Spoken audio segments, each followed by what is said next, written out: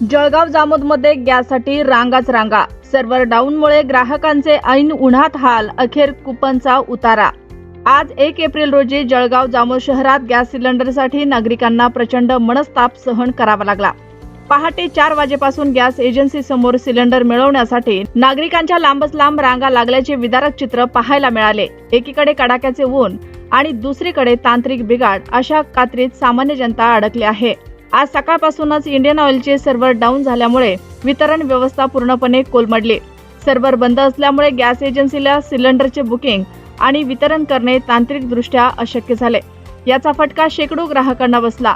पहाटे 4 वाजेपासून हातातील कामे सोडून नागरिक एजन्सीवर रांगेत उभे होते. मात्र तासनतास उलटूनही सर्व्हर सुरू न झाल्यानं नागरिकांचा संयम सुटत चालला होता. विदर्भात सध्या उन्हाचा पारा चढलेला असून दुपारच्या वेळी नागरिक उन्हात बसून लाही झाले. त्या ठिकाणी पिण्याच्या पाण्याची साधी व्यवस्थाही नसल्यानं ग्राहकांमध्ये तीव्र संताप व्यक्त केला जात होता. अनेक ज्येष्ठ नागरिक आणि महिला तासनतास उन्हात ताटकळत उभ्या असल्याने त्यांच्या आरोग्याचा प्रश्न निर्माण झाला होता. वाढता संताप आणि नागरिकांचे होणारे हाल पाहून गॅस एजन्सी प्रशासनाने अखेर एक महत्त्वाचा तोडगा काढला. रांगेत उभ्या असलेल्या नागरिकांना कुपन वाटप करण्यात आले असून त्यांना घरी परत पाठवण्यात आला आहे. या निर्णयामुळे ग्राहकांना सर्व्हर सुरळीत सुरू झाल्यानंतर त्या नागरिकांना कुपन देण्यात आले आहेत.